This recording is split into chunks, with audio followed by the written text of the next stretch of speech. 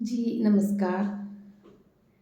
मेरी कविता का सुलेख है कलंडर। टंगोई चाहना है भविख दी दीवार पर नਵੇਂ साल दा नवां कलंडर। सोहणियां तस्वीरां लैने च तरीकां हफ्ते महीने लाल रंगे च छुट्टियां ते त्योहारें दे रतन। साल दा हर दिन पहले दा लिखोए दा है। साल दा हर दिन पहले दा लिखोए दा है, पर केह् सचमुच हर दिन साड़ी सोच दे मुताबक हो?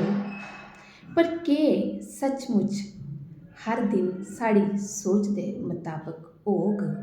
कोई दिन खुशियें कन्नै स्याले दी धुप्प साहीं खिड़ग ते कोई दिन म्हेशा लेई सारी जिंदगी च दर्द बनी।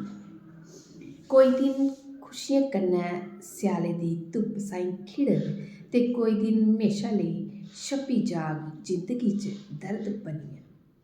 नमें कलंडर च लखोए दा समां, नमें कलंडर च लखोए दा समां अज्ज असें जीना है, जेह्ड़ा खजाने साहीं सुरक्षत पेदा है कुसै देग च।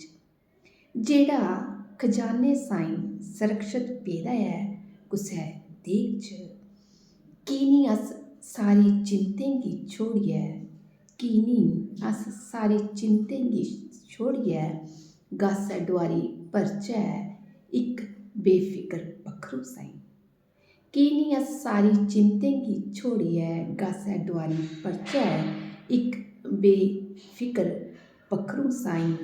अपने आस्था दे फंगे कन्नै, अपनी आस्था दे फंगे कन्नै टंगोई जाना है भविक्ख दी दीवार पर नमें साल पर नवां कलंडर।